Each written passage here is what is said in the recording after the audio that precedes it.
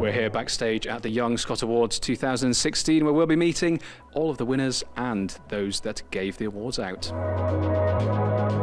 I do transgender awareness activism, so I developed a training program which, so it's like a training resource, 2 hours of training. I've delivered it to almost 400 people in the last year. I'm very proud of this in here, Jenny. She went up and scooped a lot. Health Award, very proud of her. Now, Jenny, you have had a very busy year, haven't you? You've been fundraising. Can you tell us a bit about that? So yeah, I've been fundraising for 8 years now for Glasgow Children's Hospital charity. So I do lots of things throughout the years to raise money. Craig's dad Brian runs the Palmenides Centre, and he approached the group in Youth Academy and said, fancy doing a bit of research into 216 guys who died in a train crash. We went, yeah.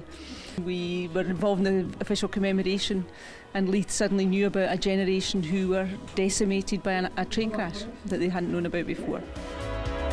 It's amazing. I'm still in shock, like my legs are trembling. Seats are on standby, don't worry about that. I did some work experience in a hotel, and I heard the lady knew how to make chocolates, so I asked if I could learn how to make some chocolates. And I loved it, and to get all the equipment, to afford it, I had to make a business out of it. So I did, and just been going strong ever since. I think young people get such a bad rap sometimes. You know, it's always the negative side of their world and their lives that really gets the headlines and gets the, you know, people talk about. So anything that promotes the great things that young people are doing, I think, is a great thing, and that's what tonight's all about. I started writing a set of books when I was 13, just for fun, and then I started posting them online, asking friends to read them, and then I just kind of built myself up on social media. I've got over 100,000 followers on Twitter and had 4 million hits in the books and everything. A lot of the people here aren't expecting to be awarded for what they're doing, because they're doing it like selflessly. So you can see with like the acceptance speeches, like they're quick to thank everybody else, and they don't really like, I don't know, like they're not used to being in the spotlight. So, and I'm at the same, like I'm not used to being in the spotlight. I don't really want to be in the spotlight. I'd rather just know that I'm helping, and that's good enough for me.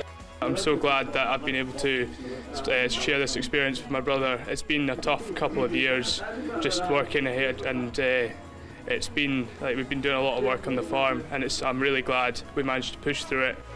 The panel itself is a group of us young people that got funding from the Scottish Government to advise them on how to fund community projects. So we assess grants from all across Scotland to make green initiatives and then decide on which ones to fund. In July 2015, I was in Cambodia for 4 weeks, and ever since I've come back, I've been fundraising to have money to spend on the boys back in Cambodia.